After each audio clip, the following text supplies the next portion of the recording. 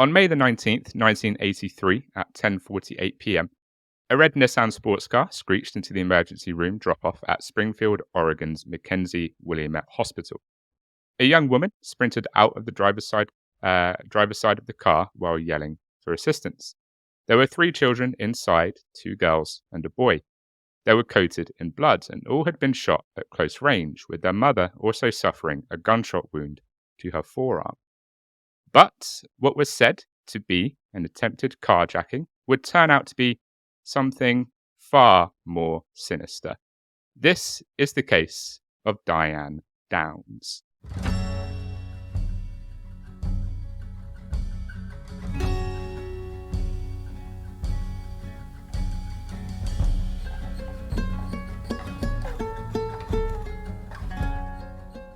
Hello, fellow weirdos. It's Dom. And Amy. And welcome to this week's episode of Horror House. Please, as always, take this as your reminder that you are an amazing, beautiful, wonderful human. The fact that you support us each week, whether we're talking about a true crime case, whether we're talking about a paranormal case, whether we're talking about some crazy ass cult with extremely questionable practices. You're always here, you're always showing us love, and we appreciate the fuck out of you for doing that. Amy, how are you doing today, my lovely? I'm doing alright. I've had a bit of a long day, so I've had 3 Red Bulls before recording. So, who knows what the fuck I'm going to say? I mean, anything could happen. But yeah, I'm good. How are you? How are you feeling today? Tell us your feelings. I'm good. That was a hell of a voice break. Good lord. It's to talk about. I don't think I'd get my voice that high, even if I tried. It's way too deep, which is surprising. Like, I was in the school choir when I was a kid. I had an angelic voice, and then puberty hit, and then that was went out the window. At all. Went out the window. I can't picture you as a choir boy. Yeah, I was in the school choir. I can't remember what year in primary school I was in, but I was in the school choir, and I had a pretty decent set of pipes on me, to be fair. Now I sing in the shower because it's the only place that I can actually sing semi well. But I used to have a good old set of pipes. Okay. I think we'll have to sample that at some point, maybe. In the after credit bit, you can give us a little in the post a little burst of something, Ave Maria or something. As I mentioned, we're talking about Diane Downs. If you know about Diane Downs, you will know that this woman isn't going to be winning many Mother of the Year awards. Let's just say, yeah. If you want sort of some inspiration on mothering tips, I wouldn't look at Diane Downs. If you want inspiration on mothering tips, what the hell are you doing here? Like, why are you listening to this podcast? It's definitely not the right place to be. Okay, then. Are you ready to dive into the case of Miss Diane Downs? I mean, as ready as I can be, I think. Okay, let's do this. So, Diane was born as Elizabeth Diane Frederickson on August the 7th, 1955 in Phoenix, Arizona, to Willardine and Wes Frederickson. The parents, who had married in their teens and were still in their teens when Diane was born, were awed at having a human life to support. Unfortunately, they were unable to exude the affection a child is expected to receive. Where we heard that one before. Bad parents on Horror House? Yeah. No way. What a shock. That never happens. Out of left field, this one. Bloody hell. Who'd have thought? Yeah. Who'd have thought, someone that commit crimes would be badly parented. That's just unheard of. Diane was a smart student in school, but she did not fit in with the popular children. Old-fashioned, strict Baptist parents disallowed fashionable dress. Thus, their daughter was viewed as a washout. She was the, quote, square, the ugly duckling, everywhere she went. Diane's father allegedly molested her when she was 11, according to Anne Rule's book, Small Sacrifices. According to Diane, the instance never resulted in sex, but would involve fondling and caressing. Diane stated that on the weekends, he would take her on rides to the desert where, once they were out of sight of everyone, he would force her to take off her top and bra while he watched. So I did watch a episode of Decoding the Unknown. No, Casual Criminalist. Simon, he's got so many bloody channels. Watched an episode of Casual Criminalist about Diane Downs. And so I'm trying to remember because I didn't note this down. There was an incident where they went on a drive to a desert, and then he did this whole thing where he would force her to take off her top and all of that stuff. And he got flagged by like a trooper, and he noticed obviously that Diane Downs was in a state of undress. Told the dad to get out of the car, had a word with the dad out of earshot, and then the instance completely stopped. They never happened again. So I'm curious as to what he was told. Yeah. I mean, I don't know, maybe that is enough to scare you out of doing something, but that does seem unusual. If he wasn't arrested, or he wasn't, I was going to say fined, but I don't know why he would be fined for that. If no like actual action was brought to him, it's surprising that he just stopped. But I don't know, maybe it scared him straight. That's what I'm thinking. Like, maybe the policeman was just like, I can find where you live. Like, and if I see this again, I will find where you live and I will come and I will batter the fucking shit out of you. Something to that effect. Yeah. Which obviously probably didn't that happen, is enough for some people. He sounds like people like that are usually quite cowardly. So it sounds like the sort of thing that would make sense. You have one run-in with the policeman and suddenly you don't want to be a criminal anymore. It does make sense, I guess. It's the old, when someone who's either as big or bigger than you, comes up to you and starts to be like, what are you doing? You're like, okay, you're bigger than me. Nothing. I'm gonna, yeah, exactly. But yeah, I mean, good on him though. Good on the police officer. He stopped something that could potentially have gone on and got a lot worse. So happy days. There's nothing to stop here. Check if the device is on your home Wi-Fi network. Was that you or me? All right. I don't know who that was. I don't think that was me. I don't think it was. It? Oh no! It didn't Have sound we like it have we came out got of an my actual laptop. have we got a Google Home ghost? If we have, I don't know what I'm going to do. I'm scared. I don't know how to deal with this. I don't even have Google Home. It's fine. We'll carry on. It's all good. It's all good. Every week at the moment, we're having a guest host that isn't invited. I was literally about to say the other week we had Siri jump in, and now we've got Google Home wanting to fucking bring up his shit. Yeah, just go away. You're not invited. We got this. Just simmer down. Oh dear. Exactly. We would contact you, Siri and Google Home, if we wanted a. If we wanted your opinion, we'd ask. All right. Back off. Oh dear. Yeah, that was weird. So yeah, it's not been the greatest of upbringings so far for Diane. Strict Baptist parents not allowing her to, sort of dress fashionably. Then of course there was her dad doing that absolutely horrendous stuff. It's a similar story to what we normally talk about, unfortunately. Diane would start dating Stephen Downs, who was aged 16 when she was aged 14, which defied her parents' wishes. Stephen fell head over heels for Diane, the attractive and now shapely blonde. They grew inseparable and accompanied each other wherever they went, arm in arm.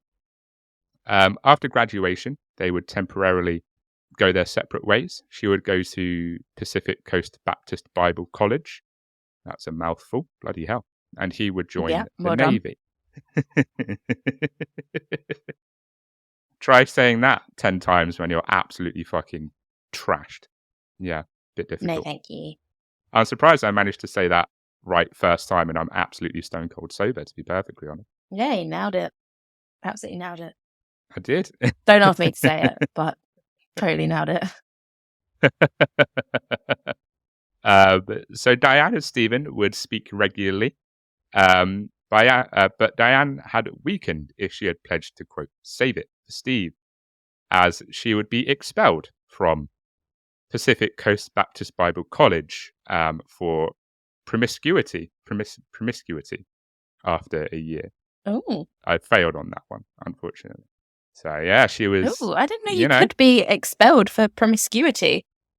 Well, maybe I don't know. Maybe it's because it's a holy school, and that stuff just doesn't fly in the house of the Lord.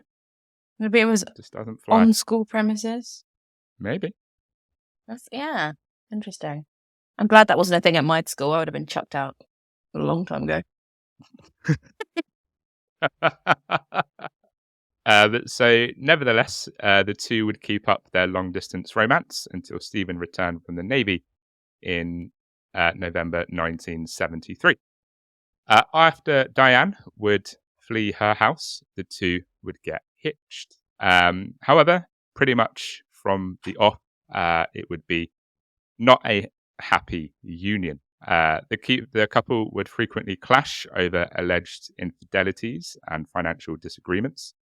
Diane often left Stephen and went back to her parents, but they would always reconcile. Diane saw her high school sweetheart as more of a copy of her controlling father than a noble escape. She had desired love, but discovered too late that Steve was not that love. When she found out she was expecting, it gave her comfort because for the first time she felt like she was in control of a love that depended solely on her. And the couple's first child, Christy Downs, would be born in October 1974. I think the words in control of a love that depended solely on her might be looked at as a potential warning sign, maybe. Yeah, I'm not afraid I necessarily want to hear. No. No. I don't know anything about what's going to happen, but I think I can picture it. Like if a friend went to me like, I can't wait to have a baby, or a friend of mine gets pregnant and is like, I can't wait to give birth to my child and stuff, and they were like, because I'll be in control of a love that's dependent solely on me, I would be like, I don't think that's the right reason to have a child. I don't think you're quite ready for motherhood if that's what you think is going to happen. Yeah. That's definitely not healthy. Maybe get yourself like, I don't know, a Tamagotchi or something. Get yourself a Furby and just. Oh Christ, no! Those are terrifying. Furbies are way too scary. To be fair. Absolutely, don't get a Furby. That's going to put you off kids. That's going to put you off just life. So don't get a Furby. I honestly still have nightmares about Furbies till this day because they're just freaky. Like 3 a.m, they're just sitting away chatting to themselves in the corner. No, thank you. No. No. That is very true. Sorry, I've taken a really strong stance on Furbies all of a sudden, but it's true. They were weird. I forgot how terrifying Furbies are, man. Oh man. So yes, Christy was born in October 1974. So there is now a family of 3. However, Diane would need to experience the stirring of the seed of love inside her once again in order to prevent her from an emotional collapse, and would once again become pregnant, bringing Cheryl Lynn into the world in January 1976. Absolutely hate the way you put that. The stirring of the seed of love. Oh, no. Gag me with a spoon. Absolutely not. No, thank you. I mean, hey, some people would pay to be gagged with a spoon. But yeah. Sorry, I'm completely off put now. I did think of how I could phrase that in the most disgusting way possible to get some sort of reaction from you. And Yeah, great success. yeah, I'm glad it worked. That's done it. Oh, I don't dear. ever want to think of that as anyone's Um, seed. Just no, absolutely not. Oh dear. So at this point, Stephen made the decision that he didn't want any more children, so he would undergo a vasectomy. However, Diane, nonetheless, would become once again pregnant. Unfortunately, though, she would miscarry, which is sad. Yeah, no, that's definitely sad. But how did she become pregnant again? That's more my question. If he'd had the snip, the chop, chop, snip, snip, then where's that baby coming from, hun? I mean, like now, I'm going to talk about something which might explain why she might have got pregnant when Stephen had a vasectomy, potentially. I mean, I don't think you need to Maybe. explain it in too much Who detail, knows? Dom. I do understand where babies come from. But please No, that's go not ahead. what I mean, you fucking fool. Oh, okay. They would relocate to Mesa, Arizona in 1978. While there, Diane would have several affairs with her co-workers and would end up pregnant yet again. That's what I meant by maybe that would explain why she got pregnant after Stephen got a vasectomy. That makes sense. Yeah, that makes sense. Wasn't off of a toilet seat or anything, you know. She been doing the dirty. she's been a naughty woman. Stephen Daniel, or Danny, was born in December 1979. Obviously bringing the child to term this time round. Despite being aware that he was not Danny's father, Stephen would nonetheless accept the child. But by the time Danny was born, the marriage had broken down considerably, and they would end up getting a divorce a year later. In the years that followed, Diane would live with one man after another, jumping from one to the next, while periodically attempting to get back together with Stephen. She attempted to become a surrogate mother to support herself, but failed not one, but 2 psychiatric exams, one of which was revealed that she was, in fact, psychotic. Yikes. She's sounding interesting so far. She is an interesting woman. That is one way to put it. Yeah. Did the news that Diane failed 2 different psychiatric exams, one of which revealed that she was psychotic, did that rattle Diane Downs? Don't be silly. Of course it didn't. That's because she actually seemed to take this news surprisingly well, finding it rather funny, and would boast to her friends about it. Sounds like the ideal surrogate and mother of 3 children. What a weird thing to boast about. Like, you get together for drinks with the girls, and one of them's like, oh, I just got a new car. Oh, we just built a new house. Oh, I'm psychotic. What? What? No. Everyone else is like, whoa, whoa, whoa, whoa. Wait a minute, Diane, go back. You're what now? You said what? Are you okay? You wanna go somewhere? They're all at the pub and they're all like having drinks, and they're like, so I got a new car today, and oh, I got a promotion at work, and then Diane's just like, well, I failed 2 psychiatric exams.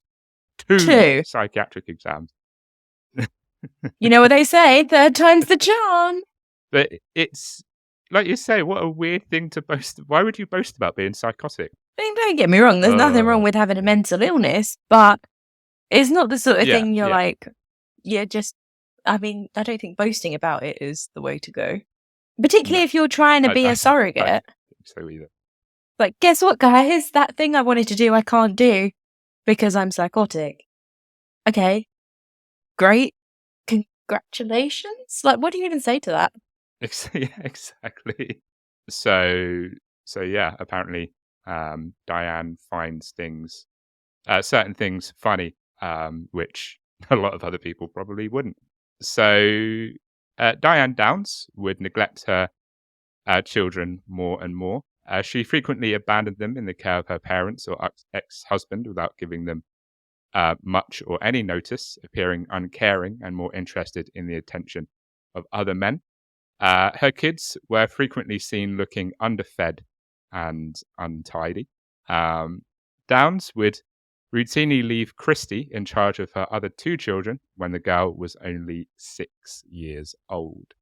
Not quite old enough to leave her in charge of her siblings. But Yeah, no, I can't imagine a situation where a 6-year-old should be in charge of anything. Like, even their own colouring at that point, you can't really trust them, so... No. Absolutely not. Absolutely not. So Diane would secure a full-time position as a postal worker in Arizona in 1981. And it was here that she would meet married man Robert Nick Knickerbocker and would fall in love. But this time, it wasn't... Whoa. You can't drop a name like that on me and then just carry on like nothing happened. So, Nick who now? Robert Nick Knickerbocker. His name was Robert Knickerbocker. That's what you're telling me. His name was Robert Knickerbocker. Okay. It's one of the more interesting names that we've heard on this show. I thought that was a type of ice cream. I didn't realise that was like a legitimate name. But okay. Yeah, no, that's fine. mean, You just It is. glaze over it. Did she just specifically go after men with dessert second names? Like, you know, is she... Who's next? Like Steve Banoffee Pie, or, you know, who is it? Dave Gatto was her one before this one. Oh God. Yeah, if Will Sticky Toffee Pudding's out there, hit me up. You know where I am. Will Sticky Toffee Pudding. Oh dear. So yes, she would meet a married man, Robert Nick Knickerbocker Glory, and would fall in love. But this time, it wasn't Diane who decided when and where the relationship would end. Diane Downs' children were the equivalent of having too many strings attached for old Knickerbocker, who, remember, was a married man. He stated to Downs that he was not interested in, quote, you'll love this one, Amy, being a daddy. So many comments I would like to make. I can see that you're... I'm struggling. Trying so I'm really struggling. I mean, if you're not interested in being daddy, I probably won't be interested either. So, also, you're named after a fucking dessert, mate. Like, you're not really that much of a catch, you know? Although I'm going to just assume that Diane goes absolutely mental about this and does something really stupid as a result of old Nick Knickerbocker and giving her the knockoff. And I'm already angry about it. And it's so far a scenario I've made up in my head. So please continue. You could be onto something. She doesn't take it particularly well. Let's just say that she doesn't take it very well. See what happens, lads. You see what happens when you refuse to be daddy. It drives us mental. So yes, Knickerbocker was like, no, your kids are too many strings attached. So sorry, love, I don't want to be a daddy. And just like that, just as she had done mentally to her own children, Diane's lover would physically walk out of her life.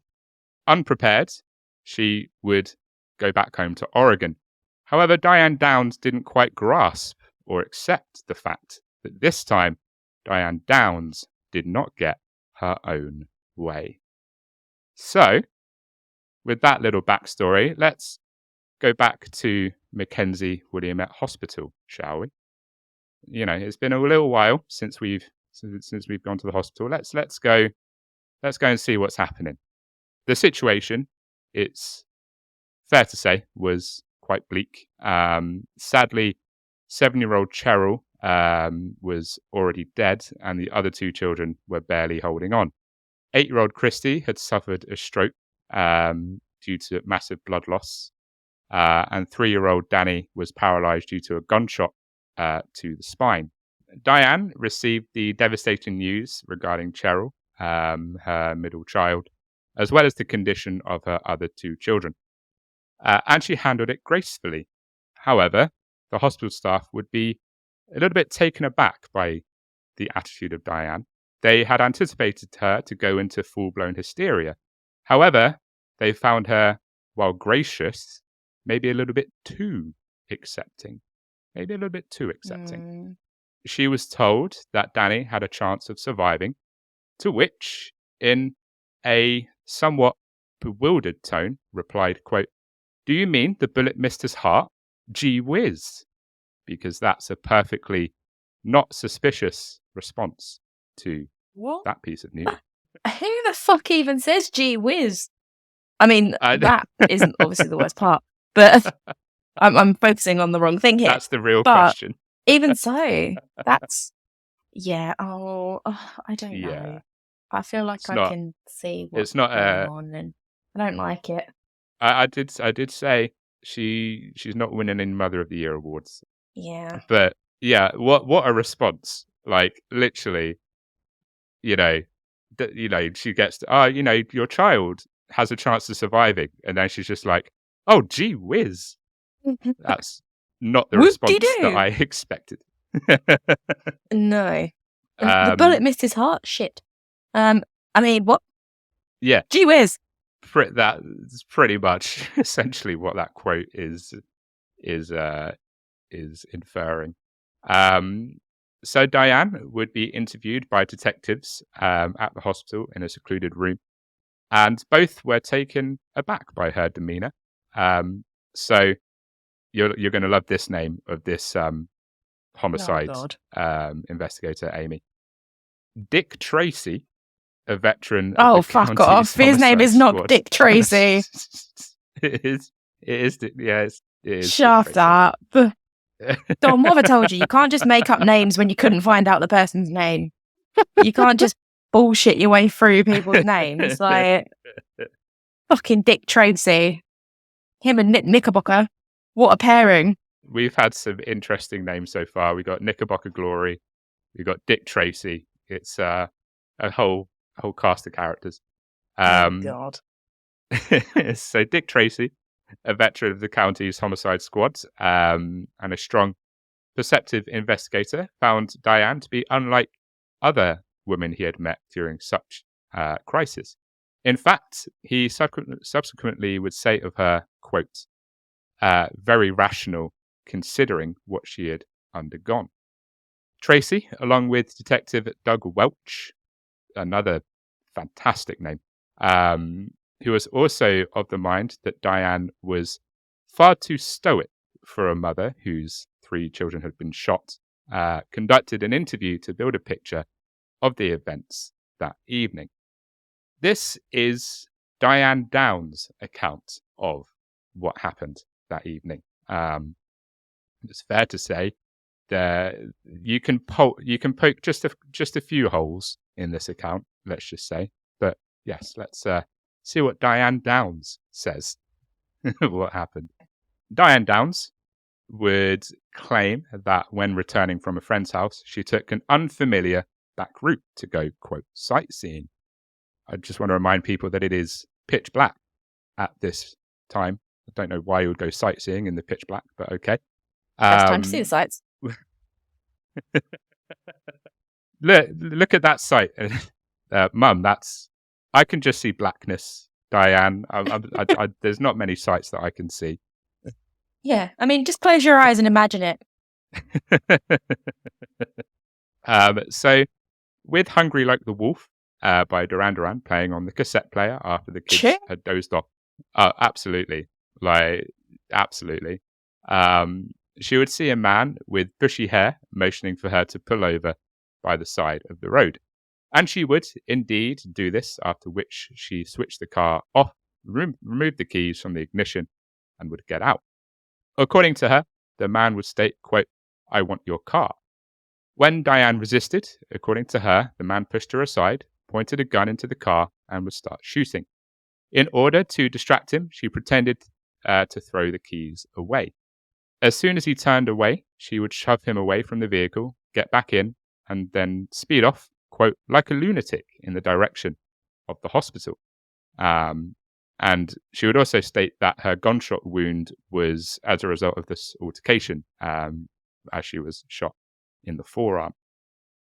Now, Amy, listeners, I want you to remember the sped away like a lunatic claim, because that will come back. Just remember that. Put that in your noggin. Okay. I'm already very suspicious. So, there are a few holes in this so far. It's like Swiss cheese. So yeah, I'll remember the sped away bit. Yeah.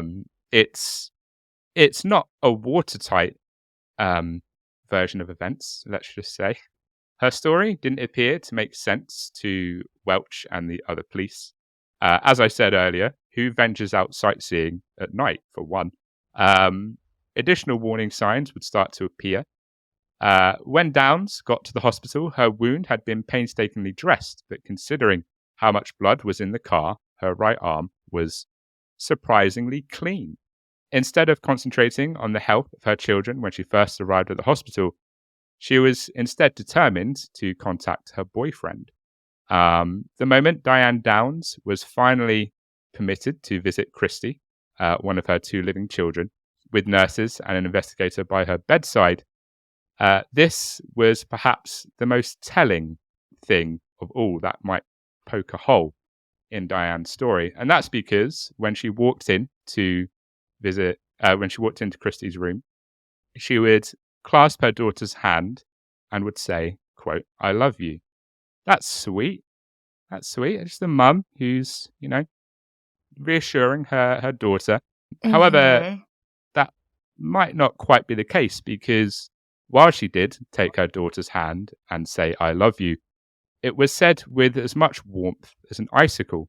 And not only that, the words "I love you" were said through clenched teeth. So maybe not loving. Yeah.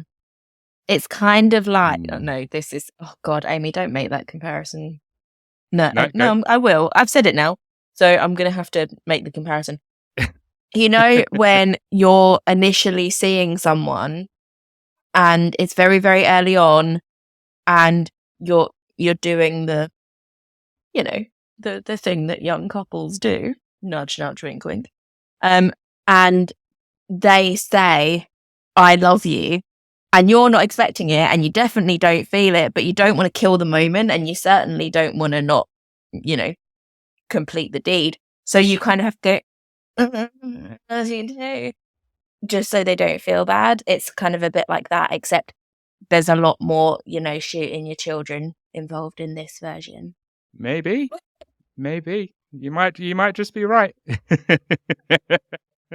Yeah, I mean, I don't know, but might I'm just going be to right. assume that that's how this went. It's definitely not.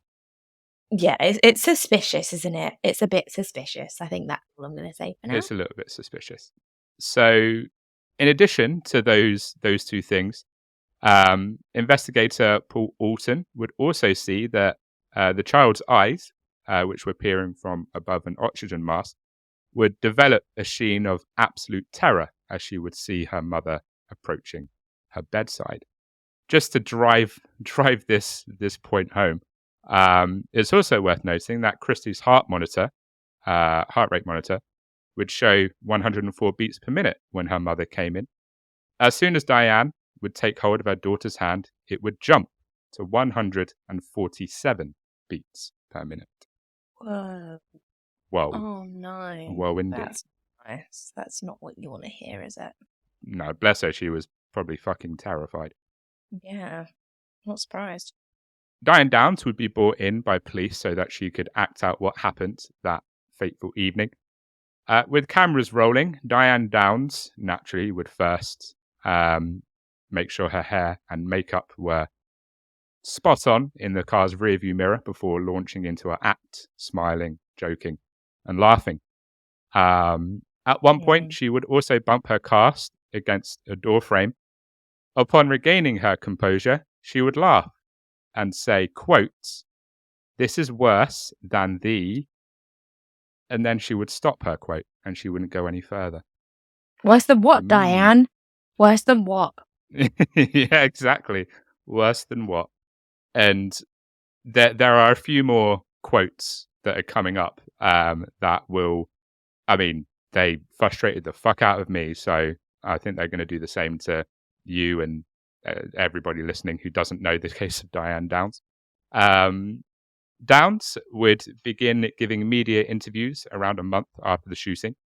She described what happened on that gloomy May night, perfectly done up, perfectly dressed up, and at one point even flaunting a new haircut.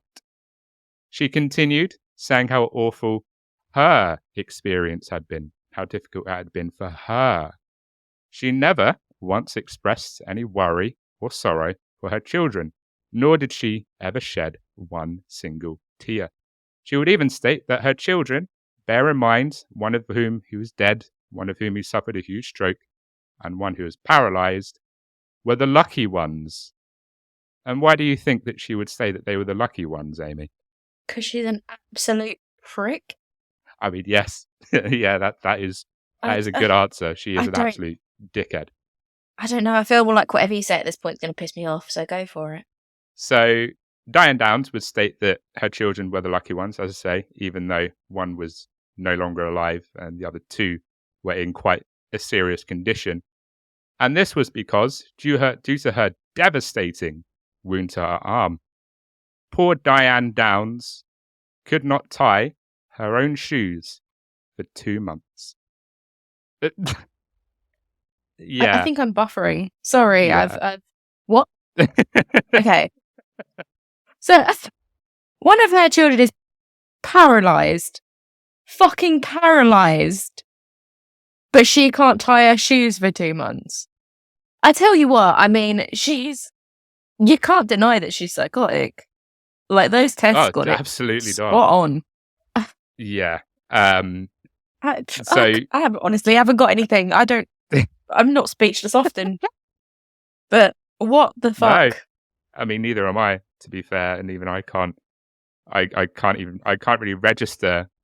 Yeah. I can't.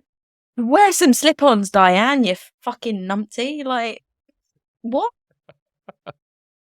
Where's your Crocs, Diane? For God's sake. But yeah, poor old Diane couldn't tie her shoes, but Diane Downs persevered. She's a true pillar of strength because she was able to tie her shoes after 2 months. What a story. Oh, good. Phew. Oh, I was just about to start a GoFundMe. I don't even know what I'd do if I couldn't tie my shoes for 2 months, other than, wear slip-ons, because I'm a normal human being. But that must have been so hard. That's so traumatic. Everyone knows that the top causes of things like, trauma, PTSD, anxiety, stress are number 3, losing a loved one, number 2, moving house, and number 1, not being able to tie your shoes. Everyone knows. Common knowledge. I don't even know. She's done number 3, and now to have to suffer not being able to tie her shoes as well. I mean, this poor woman. What? Fuck off, Diane. Oh, dearie me. The police were also investigating her account further. At the location of the crime, they discovered a 22 caliber casing, or they discovered 22 caliber casings, but no weapon. Despite Downs' denials, Stephen Downs and old Knickerbocker both claim that she was the owner of a 22 Ruger pistol, and that police found records of her purchasing it. Furthermore, neither the gunpowder residue nor the blood splatter patterns fit the account that Diane Downs had given. Even further undermining Diane's account, a witness testified seeing Downs' car going at breakneck speed on the road that night. So, remember I said earlier on in the episode that she apparently drove like a lunatic to the hospital, and I said, remember that. Keep that in the noggin. The only thing with that was she wasn't driving at breakneck speed or driving like a lunatic. In fact, Diane Downs was driving extremely slowly. How slowly, you ask? Well, It's said that Diane Downs was travelling at a staggering 10 miles an hour to the hospital. Okay. I mean, that's suspiciously slow. Well, I mean, this whole thing is That's suspicious, not quite obviously. breakneck speed. But even if she was... I mean, police pull people over for driving too slow, right? Like, that can cause just as much damage as going fast if you're not careful. So, surely you want to keep at least a normal speed, just so you don't get pulled over by the cops. Oh, she's not great, is she, Diane? She's not the smartest cookie. No, no. It's a little bit suspicious. You know, you've got your children in the back seat who have apparently just been shot by a bushy-haired stranger. You know, and they're in pretty critical condition. You've been shot in the forearm yourself, but yet you're driving 10 miles an hour to get to the hospital. Yeah. Okay, I mean, Diane. there's cautious driving, and then there's that. That's just a bit stupid. Yeah, But I exactly. assume, Exactly. again, I don't know. I'm not jumping ahead or anything, but I'm going to assume that she was hoping they bleed out a bit more. Maybe. Just no. Potentially. Just no. So police would also find another crucial piece of the jigsaw during their search of her home. Downs wrote extensively about her obsession with Knickerbocker in her diaries. Stop doing this, people, because this shit will get you caught by the police. I mean, it's good that it did, but still, if you're going to be like, you know, maybe not incriminate yourself, don't write about your obsession with someone in your diaries. Yeah. She could have played it off and just been like, look, I just really like ice cream. I just have to have it. But I'm assuming she didn't do that, so... But no, I don't think she would be smart enough to do that, to be perfectly honest. So Knickerbocker would obviously rebuff Downs' push to divorce his wife for her and ended their bumping of uglies. What did I write there? I'm sorry, I'm a married man. I simply cannot bump the uglies anymore. Oh, we must cease of the ugly bumping. No more ugly bumping, Diane. My wife is wondering why I'm not bumping her uglies.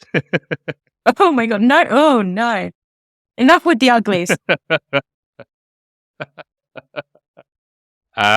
So Diane Downs didn't take this particularly well, with Knickerbocker claiming that Downs had stalked him and threatened to kill his wife in order to have him all to herself. She refused to recognize that the romance was finished even after returning home to Oregon. She kept writing to him every day and made plans to see him in April 1983. At that point, he would categorically end their relationship, informing her that he, as stated earlier, had no interest in being a daddy to her kids. And so, the police, as a result, would have something that was just a little bit important, Amy. They would have a motive for Diane Downs to shoot her children. For a man. Over a man with an ice cream surname. On that note, I know that we are an hour into this recording, but it's time for a wee break. Yes, I do need a wee break, actually. Well then, this is well timed. We shall see you back here in just a moment.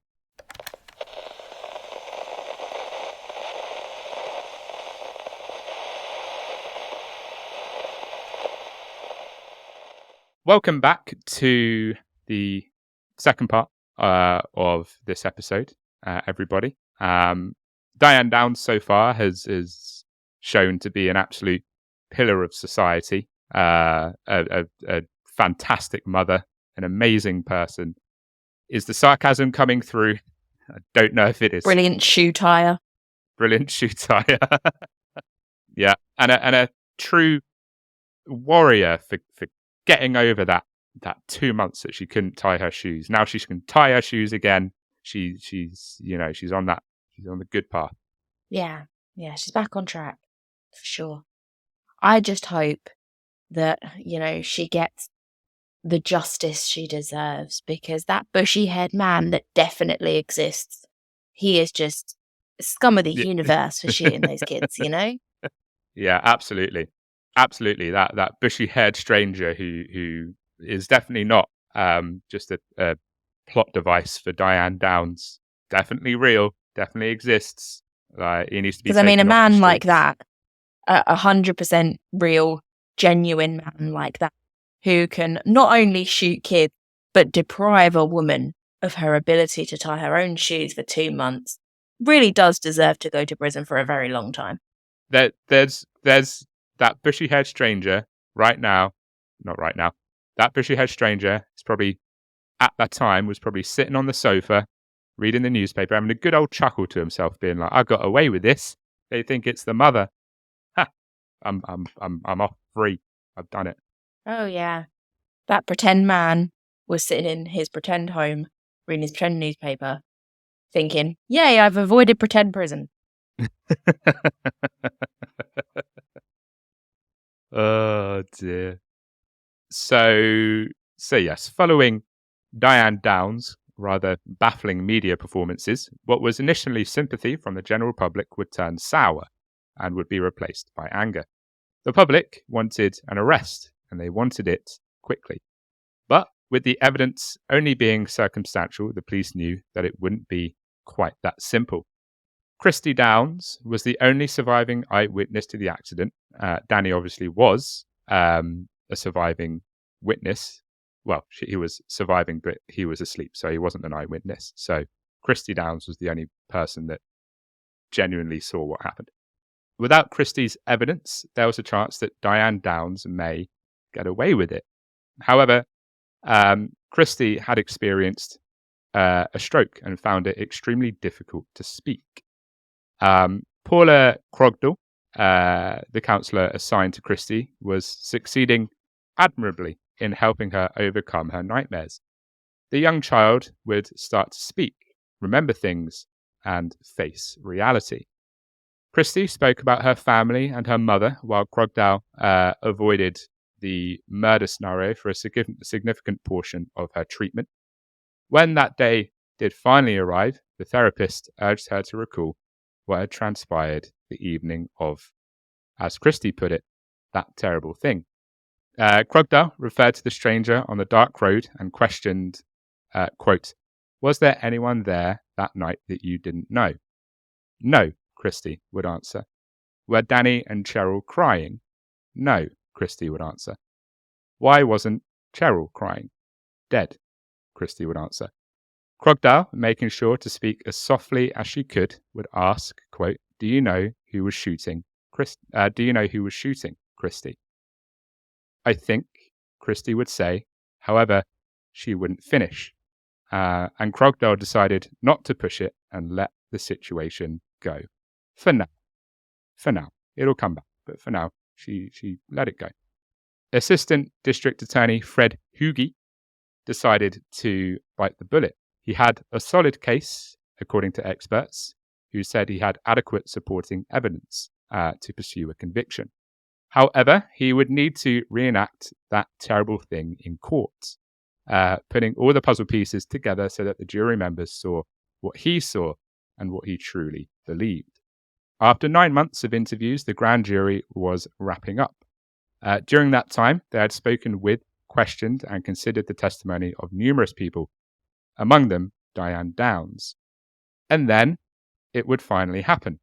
On February the 28th, 1984, Diane Downs would be arrested, charged with 1 charge of murder, 2 charges of attempted murder, and 2 charges of criminal assault.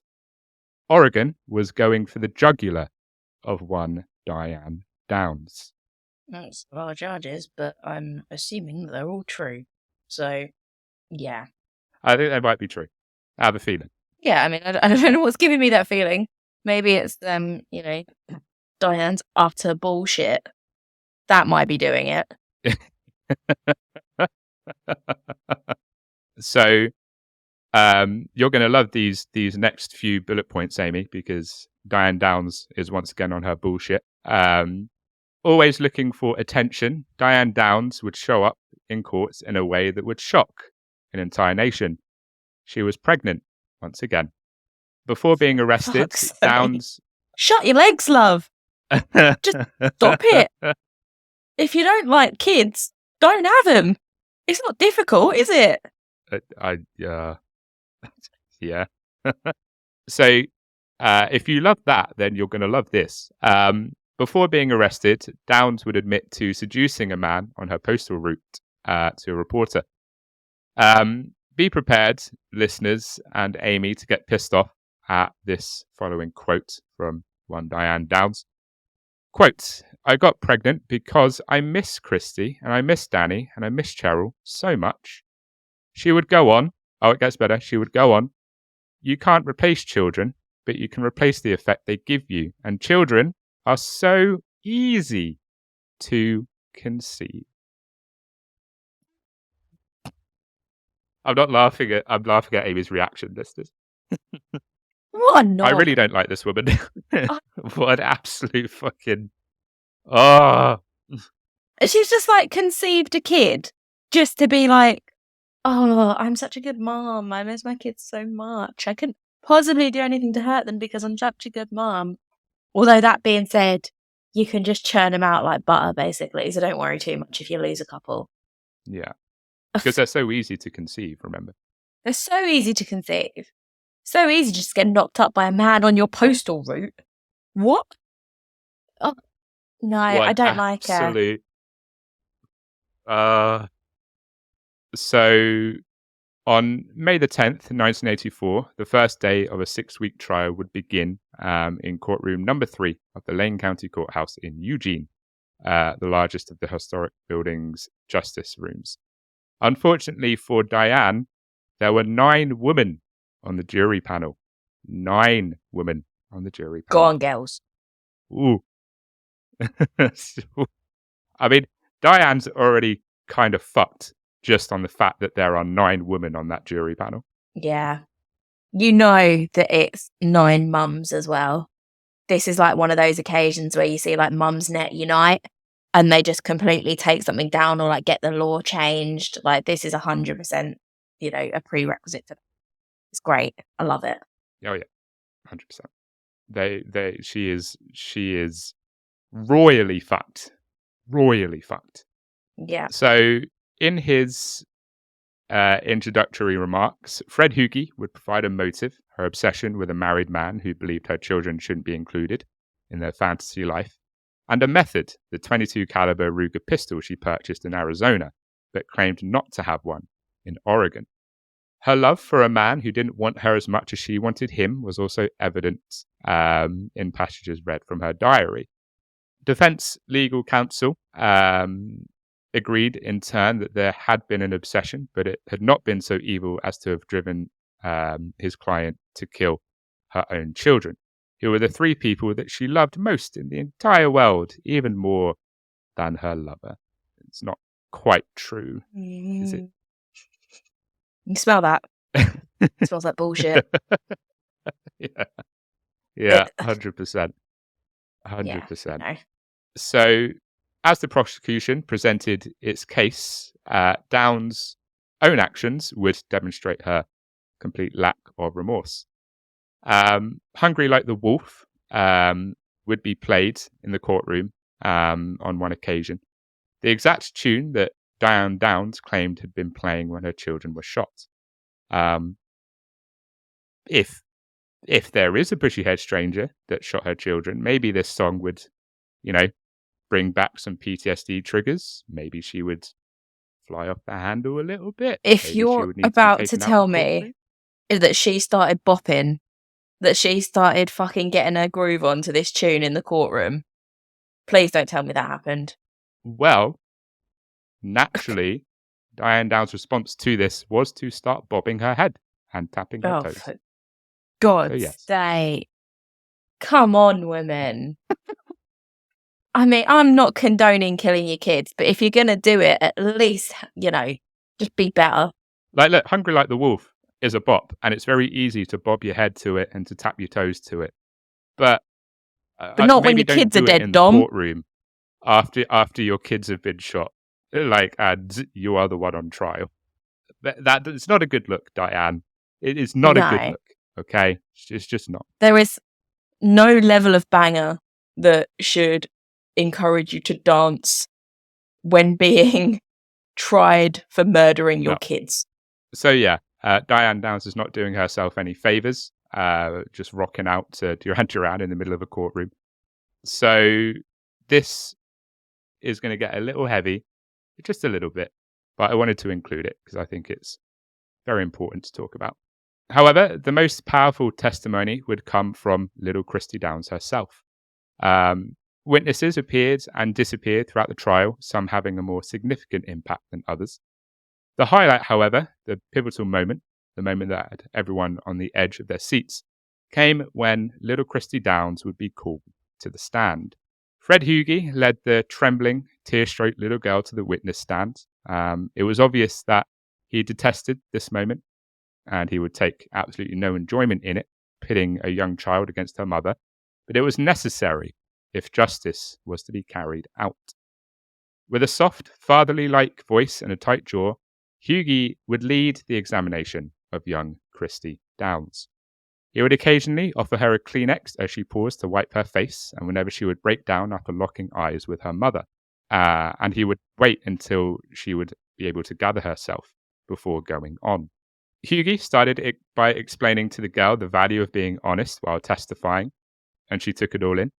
He gave her some breathing room and a chance to relax and her voice to become sufficiently audible before asking her a series of standard questions about her upbringing, education, and herself. Once she felt she was ready to discuss the heavier topic at hand, he would move to the day of the crime. Christy was understandably rattled. Hughie gave her a pat on the shoulder and a consoling smile. He waited for her to gather herself before continuing his line of questioning regarding what Diane did with her children. Christy would tell the court she leaned over to the back seat and shot Danny. Hughie would ask, "Do you remember when you got shot?" The little girl would simply answer, "Yes." "Who shot you?" Hughie would ask.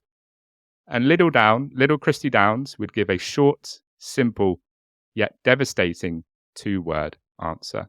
Quote, "My mum." What a brave, brave, brave little girl. Yeah. How horrific that she had to go through that. Yeah. Like, I can't imagine doing that, especially at her age. I'm not sure exactly how old she was during the trial, but it was, she was 8 when the incident happened. So it wouldn't have been a lot older than that. And she's been put on the stand. And not only is she having to testify in a trial, she's having to testify in a trial against her mother, while her mother is probably feet away from her, staring at her the entire time, like trying to trip her up and trying to get her to crack and trying to get her to, to break down or whatever. But she stuck to her guns. She was like, she answered all the questions, and she gave a very simple response to the money question. I think at that age you have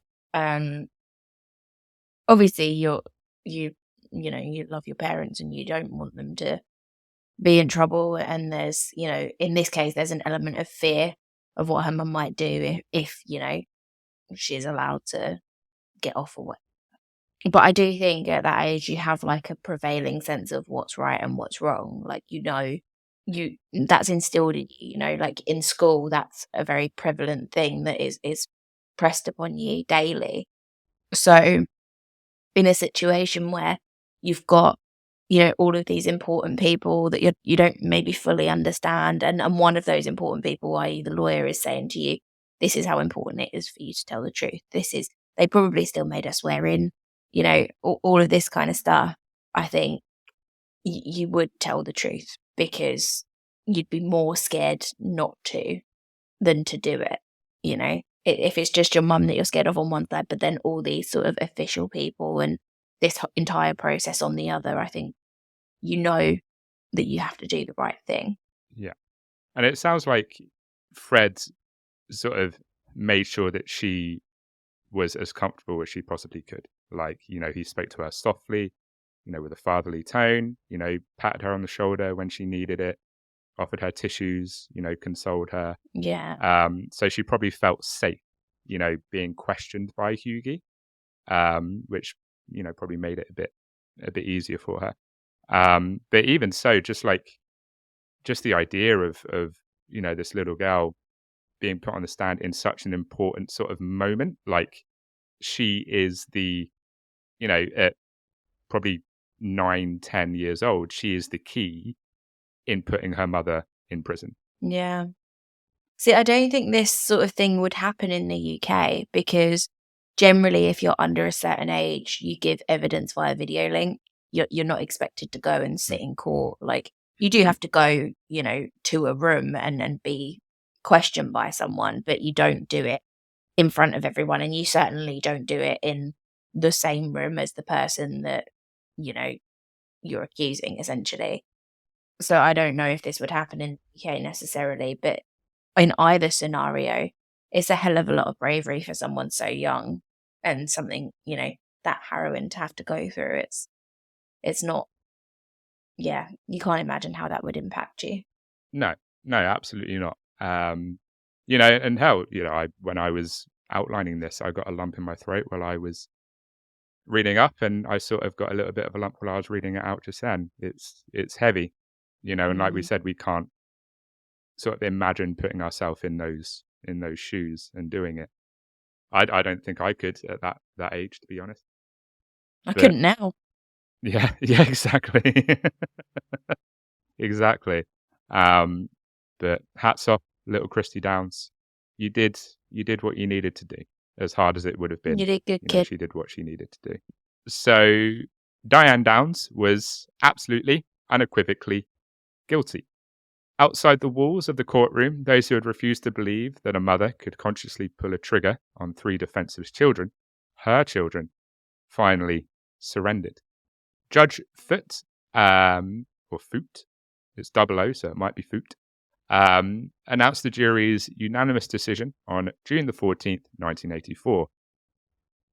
Guilty of attempted murder in the first degree, guilty of a second account of attempted murder in the first degree, guilty of first degree assault, guilty of another count of first degree assault, and finally, guilty of murder. In other words, enjoy prison food, Diane, because you're going to be getting a lot of it, you piece of shit. And the Mumsnet jury went wild. Yeah. Yeah. Like you said, that there were mums on that jury and they were like, I am throwing the fucking book at this woman. Yeah. I wonder how long they deliberated for. Literally, they got in the room, went, yeah, she's guilty, and then walked back out again. Yeah. Yeah. It was like literally 5 minutes. Like, just enough time to sit down, be like, guilty? Cool. Let's go back. Yeah. Yeah. Should we have a cuppa before we head back, or should we just get this over with? Yeah. Although Oregon did not, at the time, have the death penalty, the judge would permanently deprive Diane Downs of her freedom when he sentenced her. After slapping her with a life term plus 50 years, the judge would state, quote, "The court hopes the defendant will never again be free. I've come as close to that as possible."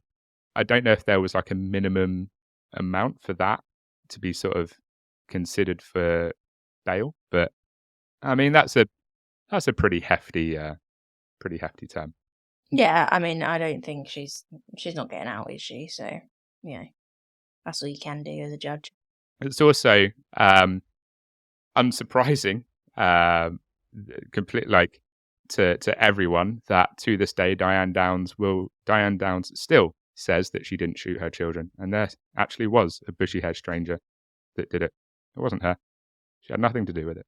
I'm just going to start blaming everything on my life on a bushy-haired stranger. Yeah, that's what I'm going to do. I just don't know now. I do talk a little bit about something that happens while she's inside. Not that it's like a diagnosis that she gets. She to this day. Wait, hang on. Can I guess? Yeah, I'm innocent. Go on. Can I guess the diagnosis? Yeah. How many guesses do I get? 3. 3. Okay. First guess: schizophrenic. No.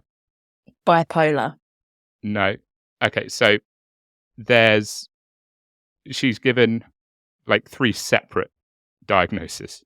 I should have Well, it's specified, neither of those. but she's given 3 separate, and it's neither of those. Okay. DID? Dissociative identity disorder? No, but I'm surprised that wasn't one, because that sounds like something that she very much would be. Do you want me to tell you? Well, I've used up my guesses, so Actually, I'm no. quite surprised. We'll come back, because there's a bullet point before that. Diane Downs, between the verdict and the sentencing, would give birth to her child, which she was. Oh shit! carrying Yeah, I during the forgot she was trial. pregnant. Yeah, she was preggers. She called the child Amy Elizabeth. Come on, let's make a joke about it. To be fair, her name's not Amy, which would have made more sense. So I was just interested to see what your reaction would have been. But I suppose it's not Diane changing her own name to Amy, is it? Because that would have been. You might have had to change your name to something else. Oh, I definitely would have changed my name. Absolutely no way. It's bad enough having the same name as Amy Fisher. Like, I'm not doing hers as well. So yeah, Diane would give birth to Amy Elizabeth in the interval between the verdict and the sentencing. A loving family eventually would adopt Amy after the baby's father would reject her. So, as said earlier, Downs was given just a few diagnoses while in the slammer. And Amy's guesses were very good. I'm surprised that they weren't what she was given. But Downs would be given a narcissistic, histrionic, and antisocial personality disorder diagnosis by doctors when she was incarcerated. And she would lose all parental rights to Christy and Danny. Good. She definitely is a narcissist, 100%. I'll give her that. Yeah, for sure. Downs would manage a brief breakout from the Oregon Women's Correctional Center in 1987. She was sent to the Clinton Correctional Institution in New Jersey after being quickly reapprehended. As said earlier, in spite of the fact that Downs' parole hearings in 2010 and 2020 were both unsuccessful, she continues to insist that she is entirely innocent and had nothing to do with the crimes. I mean, I want to say I don't know how you can maintain your innocence, but when it's obvious you're as guilty as sin, but I suppose when you've got a narcissistic personality disorder, it's not that surprising. No, you can still believe that you can convince people that you're innocent, I suppose, but yeah, I don't think anyone's buying it, love. Absolutely not. So, Christy still suffers from a speech impediment as a result of her stroke, while Danny, unfortunately, is confined to a wheelchair. But this story does have a happier ending than most. Actually, it's got a legit happy ending, Amy. We never have happy endings. Yay. Very rarely do we have happy endings. But this has got only when I get a massage in Thailand. I'd say the last episode we did had kind of a happy-ish ending, but this has got like a legitimately happy ending for Christy and Danny, and that's because after Diane lost parental rights to her 2 children, they were adopted by 2 new loving parents. Any idea, Amy, who those parents might be? Ooh, are they someone famous? No. No. Oh, wait, hang on. Is it someone from the story? Maybe. They're not Knickerbockers, are they? No. No. Oh, Stephen. Was it Stephen? I was going to say, like, that would be pretty mental. Okay, I don't know. Knickerbockers would have been the biggest left turn in the world. Can you imagine? Yeah, just a bit. Just a bit. I would have been a bit shocked. God damn. As soon as I said it, I was like, no, surely not. So in 1986, Christy, Downs, and Danny would move into the home of their new loving parents, Fred and Joanne. Oh, no, I was just about to guess. Oh, that's such good news. Oh, that's lovely. Oh, I'm so pleased. Yeah. Isn't that just a little bit lovely? Like, I did smile when I read that. That is so like, lovely. Oh. Yeah. And that's where the Oh, story ends. that is very nice. Yay! I mean, obviously not yay. That was horrific. But the last part, yay. Yeah, like it was horrendous, but at least it ended on a good note, with Fred and Joanne adopting Yeah, that's them. good. So Amy, what do you think of Diane Downs? What a woman. I'm definitely not her biggest fan. She's definitely a piece of work. I just don't get it. For a man, you know, Right. he can't. What about him was so special that he was worth that? Like, I'm sorry, but no layer's that good. Yeah, like I don't even know what this man looks like. I couldn't find a picture of him, so I don't know if he's like just stunning. Even if he was, like, he could be Brad Pitt, and it's still not worth it. You know, like, he's literally said the phrase, "I don't want to be daddy." So what the fuck's the point? If he doesn't want to be a dad to your kids, whatever, just go Yeah, and find bye someone then. else. Yeah, see you later. And not only that, he's not under any obligation to be a dad to your children. Like I said, even if, even him going, I don't want to be a dad to the children, just be like, okay, like, cool. Just move on. Plus, he's got a wife anyway. He's married. Yeah, And I mean, he's that's the probably got crazy kids part as of all of it. You already shouldn't really be pursuing him anyway, and yet for some reason you've decided No. that he's worth killing your kids for. It's. I mean, she's literally diagnosed as psychotic, so it's not 100% surprising, but it's still pretty shocking, that she'd go to that extent. Not a nice person. Glad that she's, in prison where she belongs. If she's still around, I assume she is. I think she's still alive. I don't think she's kicked the bucket just yet. And we often talk about how, people that commit crimes against children do in prison. For Oh yeah. In a women's prison, you do not want to be a baby killer. Like, that's not a good place for you to be. So hopefully that is hopefully Diane is finding that out. Yeah, Diane Downs is probably not having the sweet life inside. I can imagine. I think it's been quite the rough time for her. Cool. Amy, would you like to see us out this week, my lovely? I'd love to. Thank you once again so much for listening. We are always so happy to have you. Even when we're talking about absolutely horrific cases like this one. Thank you for making it this far. If you wish to support us, then please do. The best way of doing that is to leave us a review, leave us a like, leave us a comment on your podcast app of choice or on the YouTube video. Special shout out to Kelsey, who left a lovely comment on our last video, so thank you so much for that. It's a great way to support us and to give us feedback and let us know what we're doing wrong, what we're doing right, and what you want to see happen for us in the future. If you would like to give us some financial support, then we will be forever grateful. Please do check out the merch store, have a little look, buy yourself a little treat, or if you want to buy us a little treat, then click on the Buy Me a Coffee link and you can chuck us some money that way. We are still and remain struggling content creators, struggling in so many ways, but financial is definitely one of them. So please do feel free to give us that support. In the meantime, have a great weekend ahead, a great rest of your week, and we'll see you next time. And stay spooky. Stay bloody spooky.